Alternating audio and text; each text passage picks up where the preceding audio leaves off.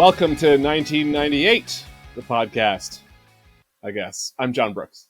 I'm Julia Sermons. And we're going to do things a little differently today. We are breaking the rules somewhat, but it felt wrong to let the passing of one of the great screen actors of all time happen and not talk about him. So today we're going to break the rules a little bit, and we are going to talk about, among other things, Gene Hackman. So there were no movies starring Hackman that were released in the U.S.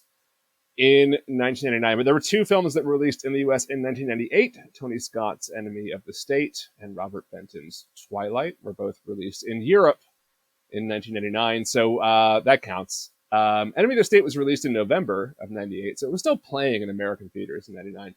But I feel like everybody's talked about that one too much, so I don't know. I feel like we should leave that for a Tony Scott podcast or something along those lines. Whereas I don't think anybody has talked about Twilight. So that's what we're going to do today. We're going to talk about Twilight. And I think we both have quite a bit to say about it. Directed by Kramer versus Kramer, writer and director Robert Benton, as I said, and written by Benton and Richard Russo, who also teamed up with Benton and star Paul Newman in their 1994 adaptation of Richard Russo's novel Nobody's Fool, which is a great movie. Twilight stars Newman with a supporting cast of Gene Hackman, Susan Sarandon, James Garner, Stockard Channing, Reese Witherspoon, Margo Martindale, John Spencer, Liev Schreiber, the dying body of Emmet Walsh, I don't know why he's in this, and Giancarlo Esposito, a young Giancarlo Esposito. The very thought of you. Harry? Honestly, Harry, did you see me in The Last Rebel? Yeah? Then I think you've seen everything there is of me to see. In a place where the sun can blind you. Harry, my wife is never going to sleep with you anyway. You might as well come up here and play cards. In a city where the night can seduce you. I want you to run an errand for me. I told you I don't do detective work anymore. I suppose you think it's blackmail. Well, it's not. Nothing is more dangerous. But you weren't there, okay? Forget the whole thing. Than a past. Did you ever hear of a guy by the name of Lester Ivor? No. That keeps coming back to haunt you. Walk away right now before you find out something you don't want to know. You were at his apartment this afternoon. What are you talking about? What's that perfume you wear? It was still in the air when I got there. Harry, a lot of women wear Ball of Versailles. It smells different on them. Don't you ever get tired of the beautiful people? Doesn't it ever bother you that they can do as they please? Because there's always guys like you and me who'll clean up after them. What are you covering up for, Harry? Right, wrong, truth. Doesn't mean anything to you? You say you're my friend. Is that the truth? I'm tired of people getting killed. I'm tired of being lied to. When have I lied to you? When you acted as though you loved me. People like you think that you are entitled to all the things that you got, no matter who has to pay. You think people like me care so much about things that we would kill for them? Then maybe people like you shouldn't get close to people like me. You are good. You are very good. Paramount Pictures presents Academy Award winners Paul Newman, Susan Sarandon, Gene Hackman. Harry. Still love me? Twilight. Julia, what's Twilight all about? Okay, so this film, I just want to start off by saying, is a neo-noir. It is. Of the, like, Angelino, Raymond Chandler variety. It wants to be. Yeah. Yeah, fair enough. And, like, there's a famous story about when they were adapting the Big Sleep, Chandler's novel, The Big Sleep, in the 40s. They were putting together the screenplay, and they couldn't figure out part of the mystery, and they called Chandler up and was like, so who killed this ancillary character? Okay. And he was like, I don't know. So this is just my way of saying I'm not going to be going through every single twist and turn of the plot, but just That's giving fair. the general That's gist. fair. Okay. Yeah. Here we go. In Mexico, down on his luck, Private Eye Harry Ross is chasing down the 17-year-old daughter of two big movie stars named Jack and Catherine Ames. After he peels the daughter off of her older boyfriend, she shoots Harry in the leg. Definitely not in the penis, as Remember will later have it. Not in the penis. That's important. For the very plot important. Later, yeah. Fast forward 2 years, and Harry is living in the Ames's guest house, drying out, playing solitaire with Jack, and mooning after the flirtatious Catherine. Jack and Catherine have a one-night stand. Harry and Catherine have a one-night stand. Jack has a heart attack, and somehow everyone keeps living under the same roof. Meanwhile, Jack asks Harry to deliver a mysterious envelope to a woman named Gloria Lamar. When he tries to do this, Harry comes across the body of an ex-cop. This brings him back into the orbit of his former colleagues in the police force, including his former flame Verna and his old friend Raymond Hope.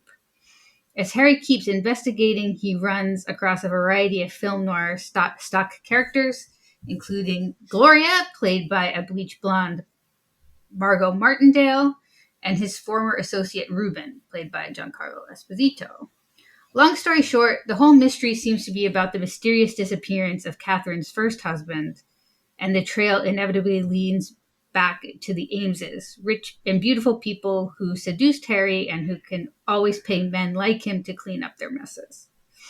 Accepting that the Ameses will never pay for their crimes, Harry walks into the sunset with Verna, but not before she confirms that he definitely had not, in fact, been shot in the penis. The end. Making just $15 million on a $30-something million budget, Twilight was a box office failure and received pretty middling reviews from critics. It's not featured on Metacritic, but has a 61% rating on Rotten Tomatoes.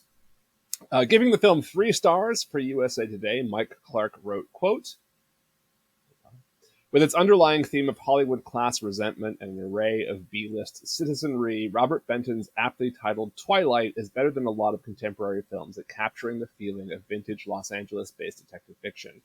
Though it's far too subdued to please action at any cost types, a heavyweight cast gives this minor work the kind of authority that special effects can't buy."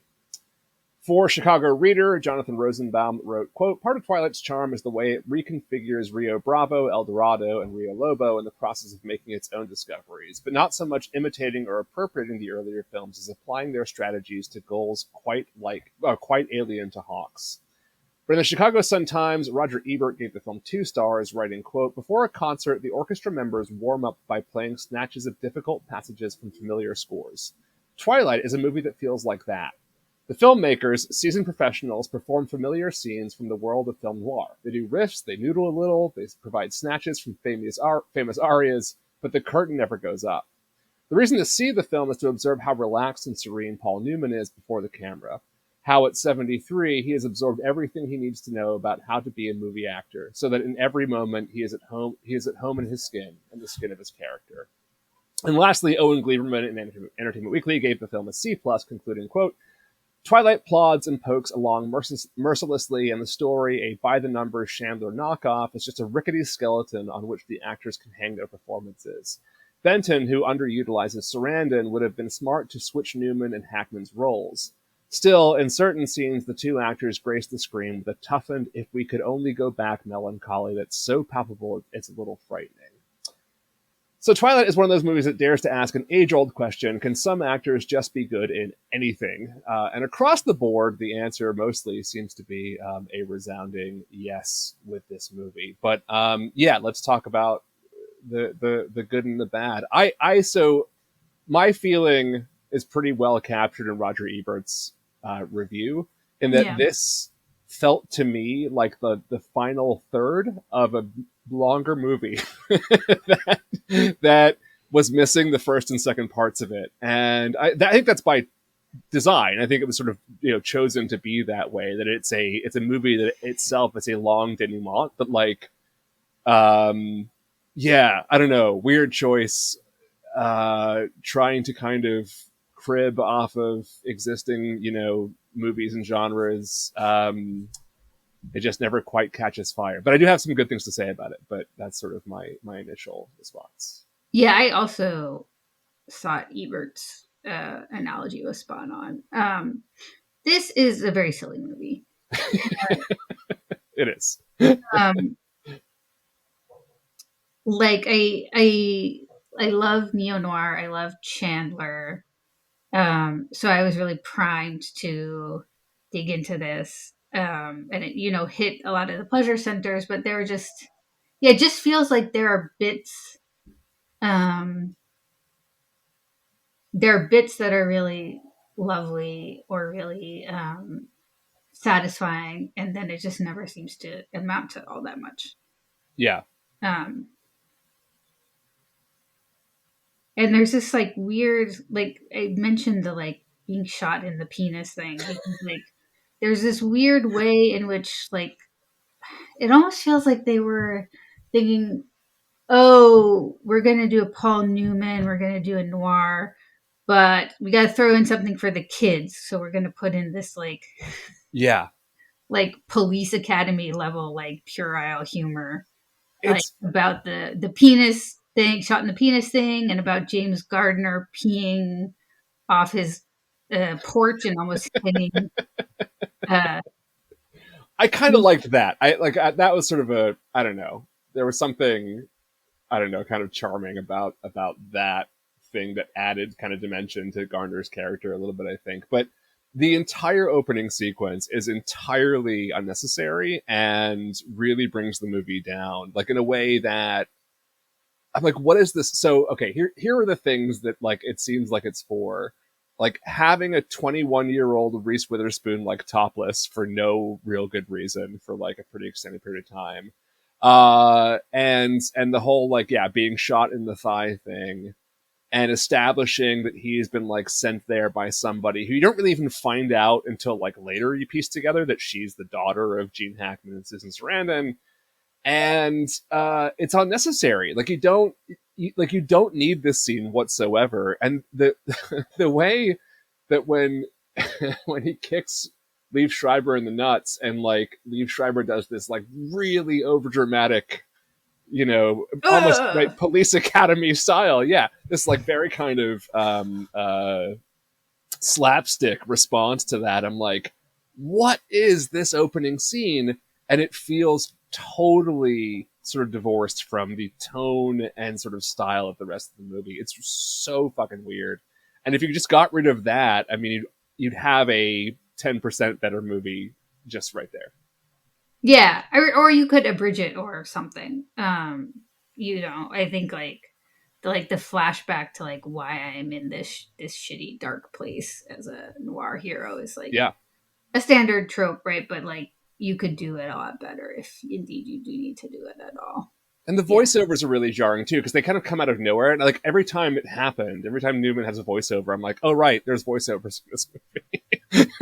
Because it just sort of is used so kind of sporadically that it doesn't make a ton of sense. I mean, it really does kind of feel like they are trying to, like, what's kind of baffling about this movie is the pedigree is so good, right? And like the writing directing combo and obviously the cast, it's all stellar. And you got like Elmer Bernstein doing the score, and it's like it's just all these like parts and it should all come together. And it feels like they can't decide whether they're sort of like doing a kind of meta commentary on neo-noir or if they're like trying to make an actual like neo-noir film that is, kind of almost like a meditation on the careers of people like Paul Newman and Gene Hackman. And that's where it's sort of like, it just has no like direct, it has no point. It has no purpose. Like I don't know. It's a very weird failure.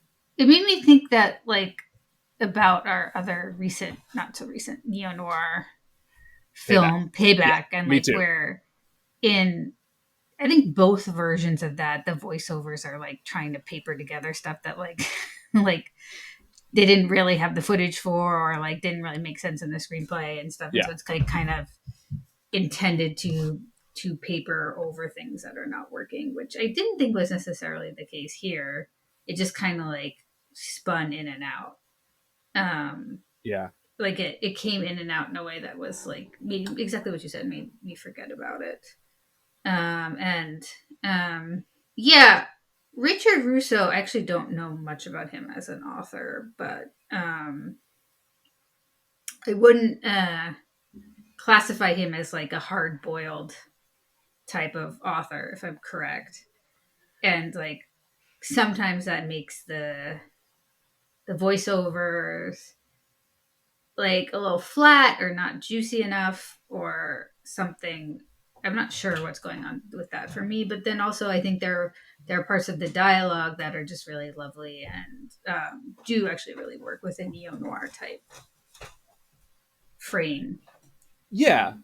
No, Russo, he's not Raymond Chandler, right? He is closer in spirit to like, I'm trying to think of a good sort of like corollary. I mean, he writes about like Americana, like he writes about like small town, sort of American folksy sort of life, right? And like that's where his drama kind of comes from. So yeah, this is very sort of out of his kind of wheelhouse, which is probably also sort of part of the issue here.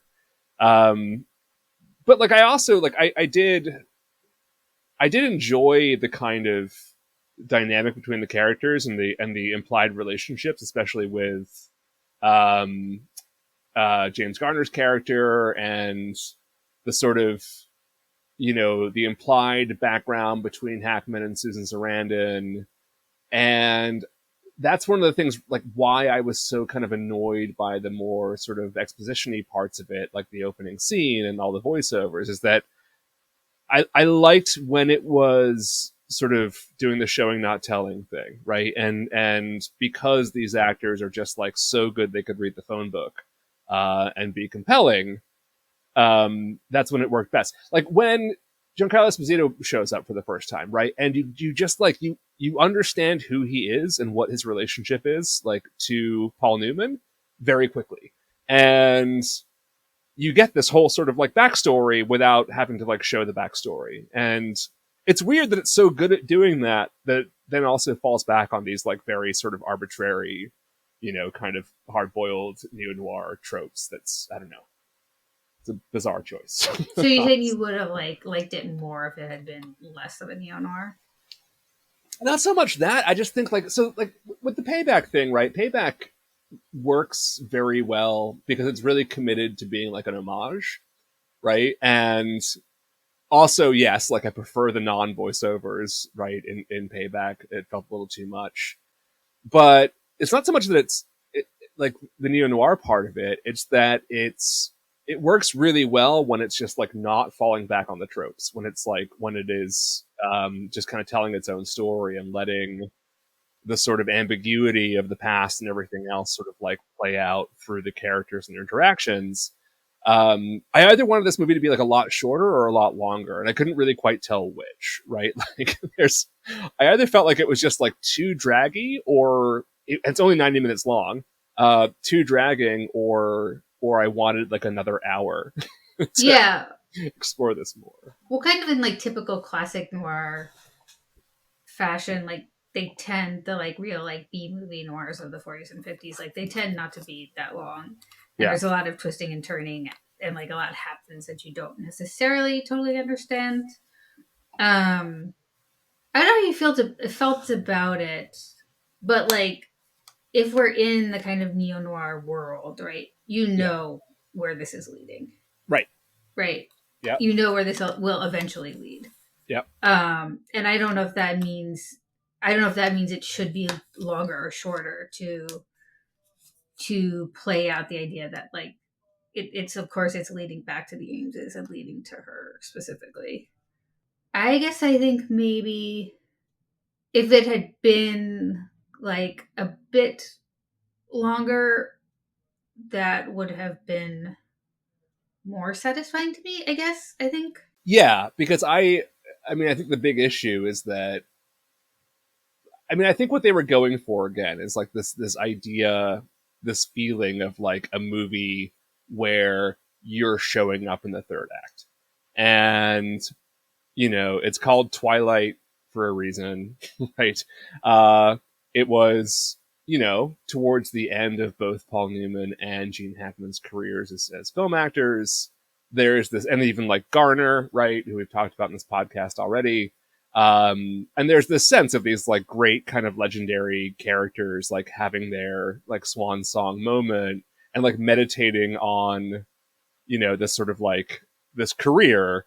But I think in making that decision, it also like sacrifices being an actually like interesting and entertaining movie. Like, I didn't care about this murder. Like, there was no stakes. It was just sort of, you know, I was like, I don't know. By the time it sort of does the reveal of like what really happened, I'm not really interested. But I do like care enough about these characters by then that I kind of like, you know, want things to work out for them, I guess. But yeah, it's like it's because of what it was trying to do. Like, it almost dug itself into such a corner that it couldn't be a really great movie, because it's like you really need more to make something that has any real tension to it. I mean, I think what actually worked for me, I think like the ending as it pertained to James Garner, the solution as it pertained to James Garner's character, Yeah. the idea that like the story is that the husband fell into the empty swimming pool, but like Gene Hackman was too wussy to like actually go look at this and deal with this, so he has James Garner's cop come, who's like on the take, come all the way out there, and James Garner ends up killing him and shooting him in the head and burying the body. Right. And the way that betrayal, like the idea that your close friend would betray your like what you presumed was your code of honor amongst each other, is, I think that's maybe the most moving part, even more than the way he becomes disillusioned with Gene Hackman and Susan Sarandon. And it's great noir dialogue actually when in the part where James Garner's character has this like fantastic apartment up in the sky. And Paul Newman says to him, like, you were imagining this apartment. Yeah. As you were driving out there to go shoot this guy in the head. Like, you already had it figured out that this is what the money could buy you. And you already had that figured out. And I thought that was just great. And then there's a shootout between the two of them, right? And that we maybe don't understand right away is it's assumed that James Garner is going to try and kill Paul Newman because Paul Newman is going to do the honorable thing and turn him in. And then what happens is Paul Newman says to him, you know, I can see your reflection in the glass. Yeah. Because he has all these big glass windows in this beautiful apartment. Yeah. And Garner just says, oh, the things you don't think of when you're buying a home. Yeah. And that was like, I thought, great noir stuff. That part was very satisfying for me. That whole scene is fantastic. That whole scene like is the whole movie. I mean, from beginning to end, like when Paul Newman comes in and being like, we should go fishing. And you're like, you know that one of them's gonna die in this scene. Like, as soon as he says that, right? And that whole like, because it's like, you know, like 7 p.m. or something like that, right? So none of it makes any sense, and there's that signaling that like this is not going to end well for both of them. Yeah, that whole sequence is great. The tension's great. That moment where he's like, you know, I can see your reflection, right? And like Gardner knows what he's talking about, and then like he walks away from him and he starts shooting, and the whole thing is like really, really well done. And I feel like I kind of feel like, you know, Benton and Russo in writing the movie were like, the whole thing's going to hinge on this one scene, and like this is all of the dramatic tension, so we just have to build up to this one scene. And like they don't really, like, it doesn't really build up to that one scene. It just sort of, you know, that's kind of the problem, right? Is like you can tell that they thought this was the sort of big dramatic payoff, and it's a great scene because it's two great actors like chewing the scenery. But yeah, it doesn't really work as a, you know, it works as like something that you would like cite as a really great movie scene sort of on its own, but like doesn't really work as like a payoff to anything. I don't think. And you can't have it be a bigger payoff than however you conclude the Gene Hackman Susan Sarandon storyline. Right. Like, that has to be the biggest payoff, because that's the whole trope of the guy who's like the guy with the friend who betrays him and the femme fatale who betrays him. Like that's the meat of the movie, or that's what they're trying to make the meat of the movie. I mean, it actually is kind of a relatively small part of the film, I think, in terms of screen time, if I'm not mistaken. Yeah, it is. Yeah. Which is kind of weird. Yeah, it is. And certainly, I think that Garner has more screen time than Hackman does in this. Yeah, it sure felt that way, anyways, right? Like, but yeah, I mean, it's not who you're going to sell the movie with when you have like these three at the center of the plot. And obviously, like in 1998, like those are the three that, you know, Sarandon is like getting nominated for Oscars every 5 minutes, and like, or it felt like that, or like, you know, and you know, Hackman and Newman are at that point, you know, giant kind of legends of the screen. I want to talk about Hackman last, but I think we should talk about the performances in this too, because like this is the real reason to watch this movie for sure, is like watching great performers perform amazingly, even with not a ton to work with. There's a couple of like the weak links to me. I think the two weakest performances, and it's not really their faults.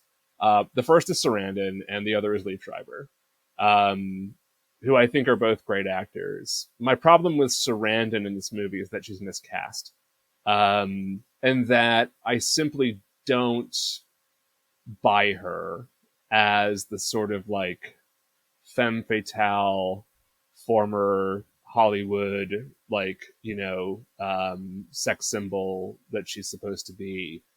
I feel like she is trying too hard to push the sort of like, again, the neo-noir kind of trope of a character, and I never really authentically like bought her character all in. I don't know whose fault that is, but I just think it's just not the right casting for me. Like I kept thinking about LA Confidential, right? And like Kim Basinger in LA Confidential. And that is more, I think, like what this character is supposed to be and would make more sense as. But I don't know. What do you think? Yeah, that was my first impression as well. That like she just is not like, I don't want to say she's not sexy enough, but she's not like playing her sexuality to the same degree that you would kind of expect for a femme fatale role. Like I felt like the scene where she and Paul Newman finally sleep together, like that didn't feel very erotic or charged to me at all. Weird. And like, it's like travesty to say like Paul Newman is not, you know, looking sexy on the screen, but like there's something about the way the kiss is choreographed when they first kiss each other. It just didn't feel. They didn't feel like real sparks. There for me, and I think like they seemed like good friends. Yeah. And I couldn't tell if they were doing that to like make the eventual reveal more severe or like more striking, where like you find out how involved she actually was in the whole situation. And like, I don't know, like I kind of go back and forth because I do think like in the scene where he finally really confronts her and she says like, you know, she says like, I don't care that these other people are dead. I care that my husband is alive. And then she says like, and I don't think I deserve blame for anything that you did.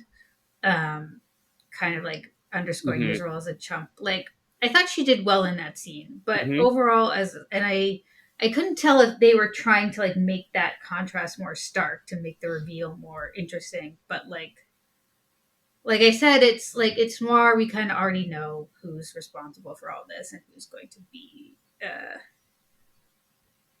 who the baddies are going to be. Right. So that's not really the point. Yeah, and it's not a knock on Sarandon, who I think is a great actor and I love her. But I would say the same thing if like Meryl Streep had been in this role. You know what I mean? Like it's just not the right person for what this is supposed to be. I mean, even when Susan Sarandon was more, you know, like the 70s and 80s, like more of a kind of a, you know, ingenue kind of sex symbol. She was still very much like the kind of like thinking person's sex. Like I don't know, like not. You know, like Sigourney Weaver, like not necessarily the traditional kind of sex symbol. Like she was a very different sort of Hollywood beautiful that was was her own kind of unique thing. So it just given who Sarandon kind of is, just sort of like within her own career, it was because it is such meta commentary that it was just kind of jarring and like just didn't fit what they were going for here. But it's really no fault of her own. Like it's not, she's just miscast, and that's that. Though I will say that Paul Newman, when he found out she was paid less than he and Hackman, gave her half his salary. So what a mensch that guy was. That guy makes a mean salad dressing, and also lemonade's really good. Also a good guy. All right, so the other one, Liev Schreiber. I think this is really interesting because Liev Schreiber, to me, is someone is a fantastic actor, but there's a lot of great actors who are just cannot work with bad material, and that's fine. It doesn't make you a bad actor, right? Like there are some actors who can, and we'll talk about Gene Hackman as one of those in a second, but like there's some actors who can take whatever you give them and turn it into something that is great. And I don't think Liev Schreiber is one of them. And he has to have really good material to really shine. And when he does, he does. And man, like he is just not good in this movie. Like it's bad. It is. He's playing a trope. Like he's not finding any like reality in this character. It's so over the top. He just seems really out of place every time he's on screen. I mean, he's on screen with like Paul Newman and Margo Martindale, so it's just like you're kind of outclassed, because he's pretty young at this point still. At that point, but yeah, I don't know. He kind of, I love him, but he brought the movie down, I think. Yeah, I mean, he's just not. I mean, like, there's really not a bad actor in this whole film. No, like, there is not a bad actor in this whole film. But he's just fantastic. He's not capable. He's not really suited for a, like, himbo sex pest role. Like, that's not where you would put him. I thought it was funny in that first scene, though, where I was like, oh, shit, that's Liev Schreiber. Because he looks like, like exactly what you just described. And, it's like, oh, wow. Yeah, he did used to be sort of a sexy young man before he turned into this like, kind of gruff Jewish dude. Yeah, that he plays now with the like Caesar haircut. That was all the rage. Yeah, because like actually like a kind of dumb criminal who can't stop eating chicken wings. Yeah, that's actually like a really great noir or neo-noir character. Yeah. And he just can't, like, he can't deliver the, like, if you will, special sauce to, like, make that really sing the way Martindale knows what she's doing with her character. Yeah, his strongest scene for me, actually, was when Paul Newman finds him eating chicken wings, and they're he's, like, doing half his lines with his, like, mouth full of chicken. and it's pretty good. Like, it's quite funny, but that's just because it's like just him and Paul Newman sort of like bouncing off each other.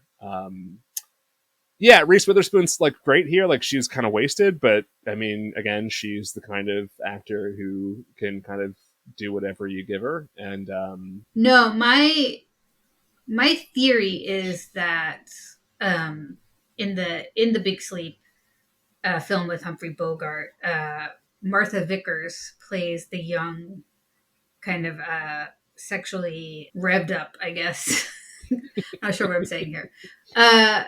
Daughter of the guy he's working for, his client, and he comes into the house and she's right there at the front door and she's like coming onto him while she's sucking her thumb. And it's like a great noir moment, but it seemed to me like the writers or directors or producers or whoever were like, okay, we can't have that obviously today. Right. Like, we can't get away with that, but let's do something that's like kind of like that. Yeah. And we'll do Reese Witherspoon with like a similar youth and similar affect and a topless scene. And like, maybe we'll get away with that. I do think her one moment where she says what is totally the truth, right? Which is that her mother and father just love each other and they're totally wrapped up in each other and everybody else is just like, incidental to their lives. Like I Yeah. think the way she delivers that line, which is so important, is really good. But Yeah. mostly Yeah. wasted. Yeah. There had to have been a scene with Emmet Walsh cut, right? There's no way that they hired Emmet Walsh to literally just die on screen, because that is all that Emmet Walsh does in this entire movie. There must have been a missing scene somewhere. I can't. That's the only explanation. I was like, really? That's it? You're just going to show up with like a wound and die? Yeah. It's wild. Because there must have been, there could have been some backstory there, because like the way it's laid out in the plot, such as it is that he was an ex-cop as well, the Emmet Walsh's character, but it's not clear that Paul Newman ever knew him or that they knew each other. Mm-hmm. So like maybe there was some sort of one more plot twist where they had known each other and they had a conversation or something. But I was waiting, in fact, like for that reason, like was waiting for towards the end of the movie, like a really big flashback montage to fill in some of the blanks and like give us some more backstory to what's going on here. And I was like, well, that's when he'll show up again. But no, he just dies. Yeah, it's also not clear because the Margo Martindale and Liev Schreiber, they just kind of like happen to stumble upon him. Yeah. Like in a way that's not really clear. And they're just like, yeah, we just got him drunk and he told us all about this case. And like, it's not really clear how that connection happened in the first place. So that's another one of those film noir, like, all right, I'll give you we'll give it to you, but it doesn't really make sense plot wise. It's fun to see Giancarlo Esposito pre Breaking Bad, because he has now sort of settled into a kind of character that he plays, which is like, somewhat shady or very shady, but also very like suave, and that it's great. And it's sort of like his, like that's what he is like in The Mandalorian and in The Boys and in the new Captain America movie. Like it's just that's the thing. Like, and people forget that he did like quite a bit of comedy in his earlier roles, and he's basically playing like a John Leguizamo character in this movie. Yeah, it's great. He's so much fun to watch. He kind of made me think of the limo driver in Die Hard. Yeah. Yeah. And it's again like another one of those things where he sort of shows up, and because he's so kind of bought into this character and this role, as small as it is and sort of as inconsequential as it is, like you really do get a sense of like what his backstory is with Harry, and just a great actor, and yeah, so it's fun to see him in the past now, when he shows up in old things before anybody really knew who he was. So, if you're a fan of Giancarlo Esposito, like maybe that's a reason for you to watch this movie. James Garner's great. Stockard Channing is great. John Spencer's great. Like they all are, doing their thing. Let's talk about Paul Newman and then also Gene Hackman. So we've talked about Paul Newman sort of because he's the sort of center of this film. It is remarkable for me the way that Paul Newman, and I kind of forgot about this about him, right? But the way that Paul Newman, who is as famous a movie star as has ever been, was still able to like effectively disappear into characters in a way that a lot of movie stars like really can't do. But like especially late in his career. The one thing about this movie that I will say is like I fully bought this character, and like fully like the Paul Newman-ness of it like completely sort of faded away for me like pretty quickly. It is quite a performance on its own. Oh yeah, definitely the cornerstone of the whole film. I guess as it should be, given that he's the lead. But it's just so, because like Humphrey Bogart, he's not right. He's not your kind of like hangdog leading man. He's like a incredible Adonis, brought down to us from heaven. And you don't really see that here. You just see kind of like as close to an average guy as I think you're going to get from a Paul Newman performance. Yeah. And it's very restrained for a noir type setting. It's very like self-contained. It's very subtle. And I think he doesn't, go into these, like lean into these kind of like wisecracking, deadpan stuff that you could do or maybe would do with this kind of like noir leading man role. Yeah. You do kind of see him as like I don't want to say normal guy, but as like a human rooted character who he's very like observant in a very soft kind of way. Yeah. So you see like you can see him looking at things and processing things, but in a very kind of like without that kind of like steely, hard edged former cop kind of stereotype. Yeah. That he's a more kind of like thoughtful character than you might expect. Yeah, and it's like for that exact reason that I really was sort of bothered by the opening sequence and wished it weren't there, because what I think is so effective about this performance is that it's not even a guy who's like torn between his old life and, like moving on into the sunset, so much as someone who's like already done the sort of, the sort of work to like move beyond it and move past it. And he's kind of like stuck in a rut, but he's not like consumed by his demons in a way that, a lot of kind of this kind of thing might sort of fall back on portraying. He seems like he's come to terms with his life and what it was and wants to sort of like just retire and be done with everything, but something keeps pulling him back in, right?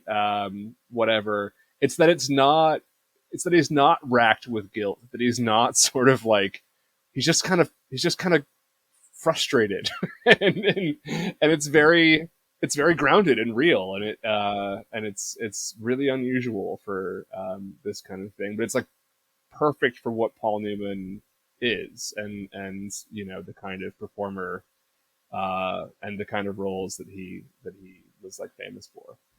And even the stuff like the police academy stuff, for lack of a better term, like when like the peeing scene, or when James Garner finally explains that there's the rumor that he got shot in the penis. Yeah. He just like kind of like bangs his arms and he like leans his head against the side of the car and just laughs. And he's like, well, that explains a lot. And like, and then when later at the end, when Stockard Channing like puts her hand in his pocket and is like trying to feel his penis, for lack of a better term, he's like, he kind of like brushes this off in such an easy, unaffected way that it's like things that like you just feel like this is totally beneath the dignity of one of our greatest screen actors. He like manages to wear it so lightly that it's like feels kind of okay. Yeah, agreed. All right, well, let's talk about Gene Hackman, because that really is why we picked this movie. And I want to spend some time talking about Gene Hackman, who, I mean, his death, as it turns out, was like pretty horrific, and probably not something I want to spend a lot of time dwelling on, but the details of what actually happened there really suck. I was saying to my wife the day that he died, I really appreciate that he retired 20 years earlier, because it made like losing him easier, weirdly, because like we hadn't seen him in a movie for 20 years. So I wish more actors did that, so that when they die, I'm not like completely devastated of what will never happen again. Like he was in his late 90s, right? And had left behind a great body of work, ending with Welcome to Mooseport, which of course is like just that's your final film. Just feels like a troll on Gene Hackman's part. But Drew McWeeny, when he died, wrote quite a bit about his experience with Gene Hackman on Blue Sky, and also said, like, by the way, he's one of the 5 greatest screen actors ever to live. I probably put him in like 10, maybe, but like maybe not 5, but like certainly up there. And of people who were great in movies, it's really hard to think of anybody who was as consistent as Gene Hackman was.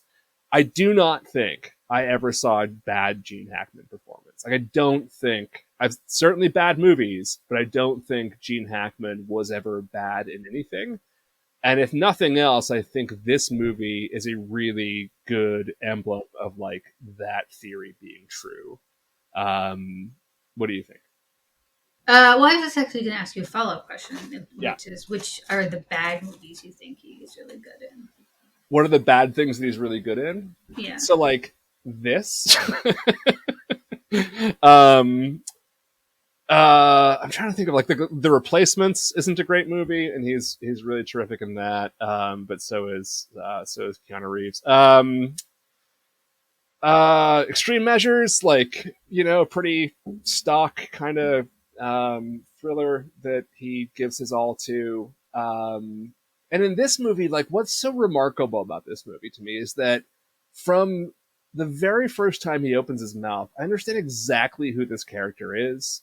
I understand everything about his backstory. Like, I just like fully believe Gene Hackman's character here as like the only person who I really feel like has actually lived the story that the movie is trying to tell us.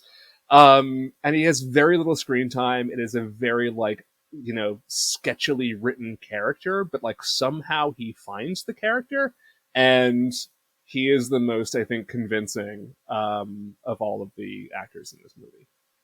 Yeah, it's a very warm performance, like a very open performance. Which is not what he's good at. Like, warmth is not Gene Hackman's forte either, right? Which is what's so great about this. Yeah, he's just very kind of like, you know, like when he and Newman are playing cards together in the first scene, you get a sense of like the crotchety old man vibe between them. That's kind of nice and fun, but he's really very he's very vulnerable in the sort of the open way he talks about his health, and then also, you know, like how deeply betrayed he feels when you know, Susan Sarandon and Paul Newman do end up sleeping together. And I think, yeah, there's a way in which the performance could have hardened. I mean, the character could have become a bit embittered or more of an obvious villain. And that kind of just doesn't happen. Yeah, like when he...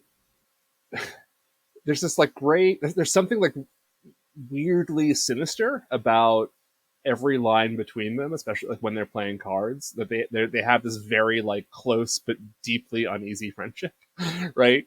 And it's so well played. And then like when Hackman tells Paul Newman, he gives him the envelope and like gives him the instructions, like there's something just really dark and sketchy and sinister about it, and the switch and the subtlety of it is just so magnificent. Like,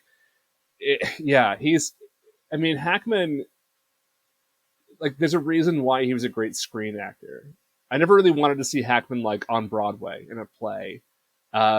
He knew how to make the most of like the fact that the camera was very close and that he could do a lot with very subtle facial gestures and, you know, nuances in his voice and that sort of thing. And there was never anything like broad and over the top with Hackman's performances, even when they were sort of farcical, like in Royal Tenenbaums, right? There's still just something very, I don't know, like very core, like humanity to them that always is what gave them their their juice. And like, it just sort of felt like every time he took a role, he wanted to make sure that he understood the role he was taking and like give it life and not just a great actor's performance, right? Which we often see with great actors, that they want to like create something big and chew the scenery. I mean, the actor that he most reminds me of, kind of a younger generation, is Paul Giamatti, and like they're very like similar in terms of the kind of roles they do and the kind of characters they play. But there's just something so kind of unique and magnetic about Hackman that there's no replacing him. Although I couldn't see Paul Giamatti pulling off a French Connection. No, well, no, but like something of that ilk. Like Paul Giamatti's played kind of like weird, like hardcore characters in the past. But yes, French Connection being a very like specifically Gene Hackman. Like you can't imagine anybody else, right? Sort of in that role. Yeah, I mean, I think there are some interesting notes here, like where when Newman finally confronts him as like, you killed her first husband, and he kind of, there's a kind of sadness and innocence to the way he feels bad that he has to admit it, that his friend has to know this about him. And there, it's like a sadness and innocence that feels very real, but it's also a sadness and innocence that, you know, like is used to make other people feel bad for him and to cover up these kinds of mistakes. But yeah, the poignancy of that performance there is something that's interesting. And then there's kind of like a parallel scene to the Susan Sarandon scene where she says like, all I care about is that my husband is alive, where he says to Paul Newman, like, my daughter told me she loved me. Do you believe that? My wife told me she loved me. Do you believe that? And sort of kind of like staking down this ground of like, I'm going to take care of mine and that's it. And he plays it in a kind of gentle way that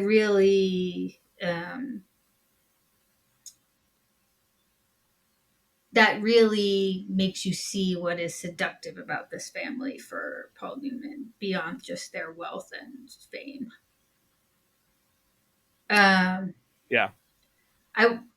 So I forget who it was who you mentioned in the reviews who said that Newman and Hackman should have switched roles for this film. That was Owen Gleiberman, I think. Because on the surface, that's very true, right? Or that like makes a certain amount of sense because like Paul Newman is like the leading man and he's like the, you know, super handsome movie star. And, you know, like part of why people love Gene Hackman and what made him such a genius was the way he was not a typical leading man, but could do a lot of different roles and give a lot of depth, but also give us his own kind of charisma to a wide variety of roles. Yeah. So I think you could say like, well, of course, Hackman is more the sad sack, down on his luck cop, and Newman is the like beautiful, seductive movie star. So I wondered what you thought of that. Yeah, it certainly makes more sense, right? And like I can definitely see it. Like there's more of a logic to casting it that way. But in not casting it that way, like in sort of inverting what the logical placement of these two actors is, I think the movie like really benefits from that because it is kind of part of the you know, sort of homage commentary to this sort of like hard-boiled thriller or whatever that it is like defying expectations in a way, and that both of these actors pull off these performances perfectly without like it's almost the opposite of the Susan Sarandon thing, where it's like she is miscast largely for like aesthetic reasons, but like these two aren't.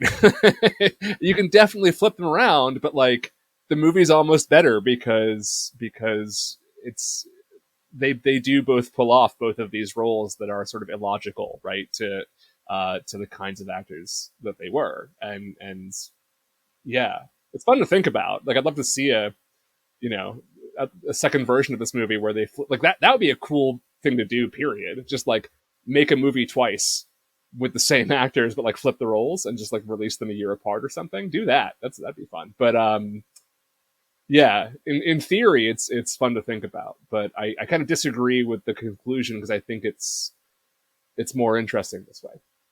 Yeah, I mean, like, I guess it's a question of like how much of this movie is like is good or bad for not being a traditional noir, Right.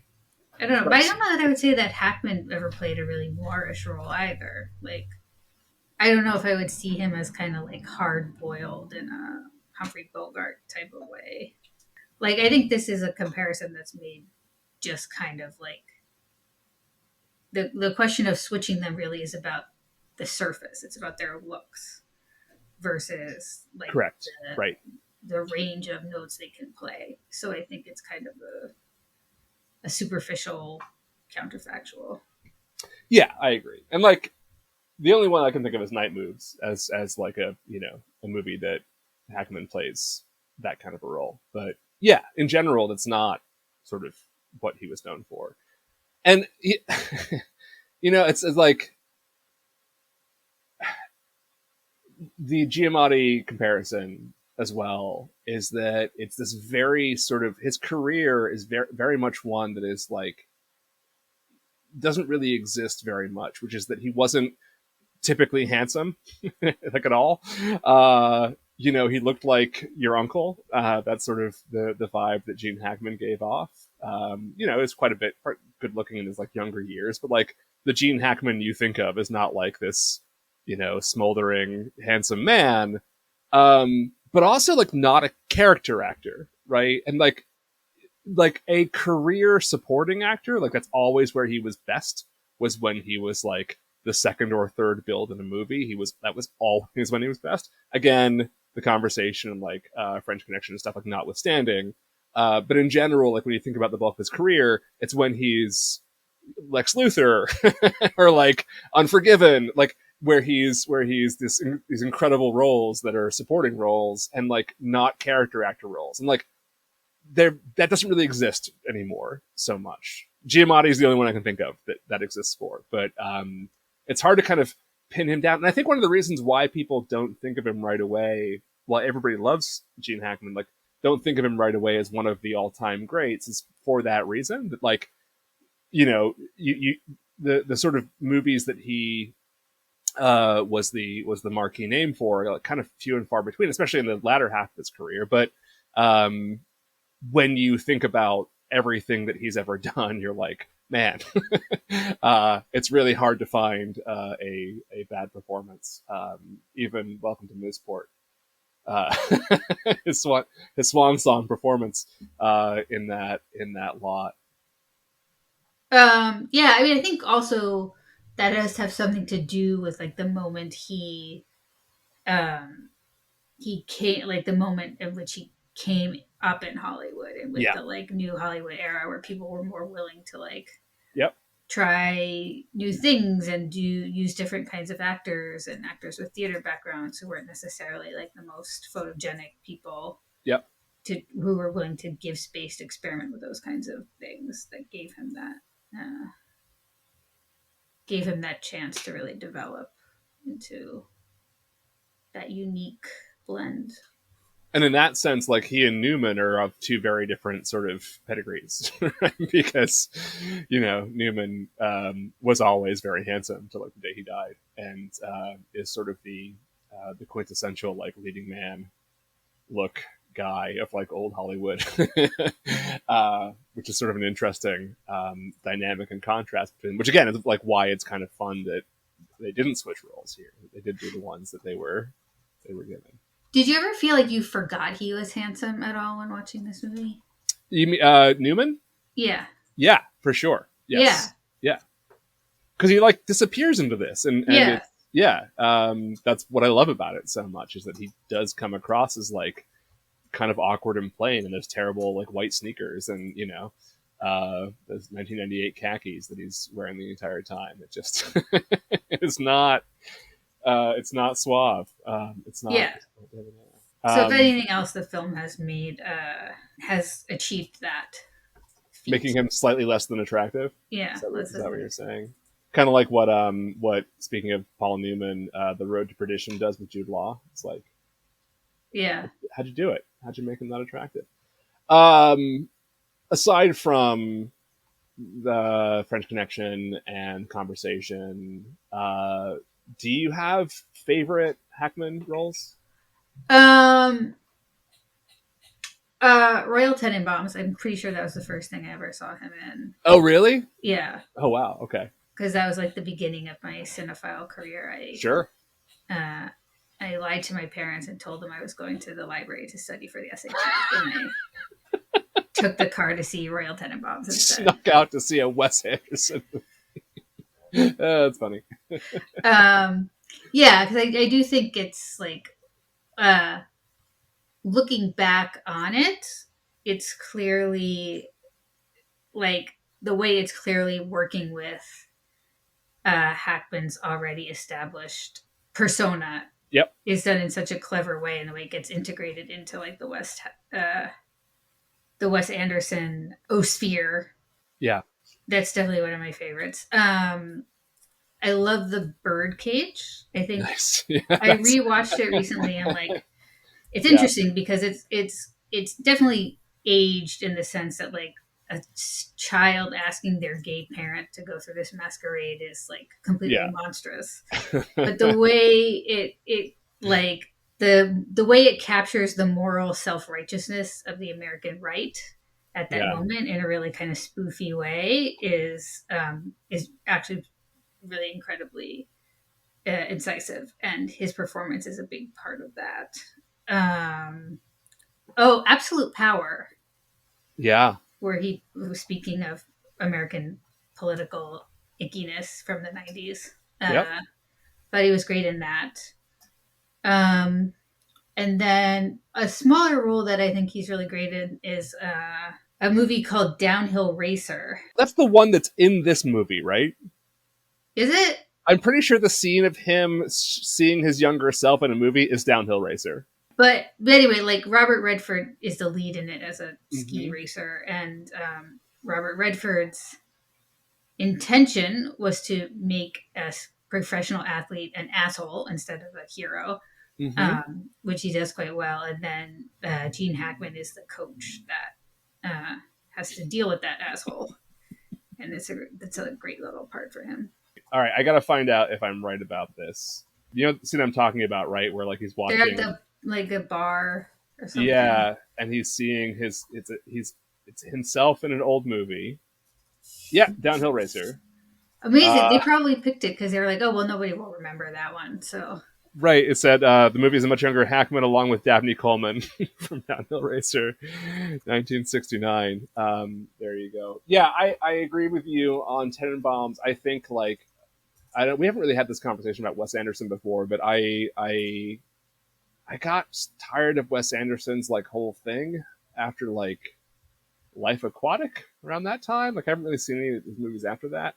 But I loved Rushmore and Tenenbaums, and it's a very similar thing with Hackman that he did with Bill Murray in Rushmore, which is like really understood what sort of made a great performance from Bill Murray work, and wrote a role for him, like thoroughly getting the most out of all the things that Bill Murray does. It's exactly what he does with Hackman in Tenenbaums, which I think is like why it's so beloved among his performances.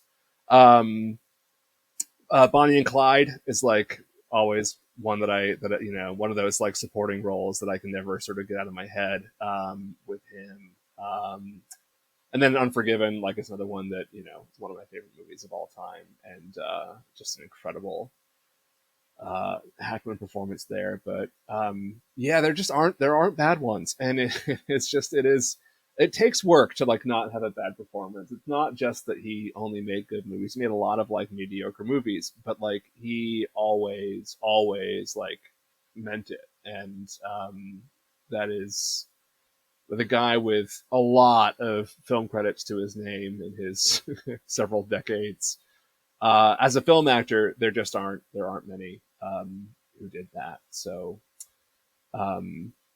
again, him retiring 20 years ago kind of takes the sting out of it. But yeah, it sucks. He was. Yeah, well, I mean, it's just like I don't want to dwell on the awful parts, but it's one thing to have lived a rich, full life, and then to have it end in such a sad way. It's just a bummer. It is. But I was going to say on Netflix right now, I just saw the other night, Runaway Jury. Have you seen this one? That's a Grisham one, right? Yeah. Yeah. And Hackman plays an evil jury consultant working for the gun lobby. It's delightful. Him in full hyper-competent baddie mode. Wonderful performance. Which he was really good at, but also really good at the sort of like, aw shucks uncle like role. Which is wild. And like he didn't have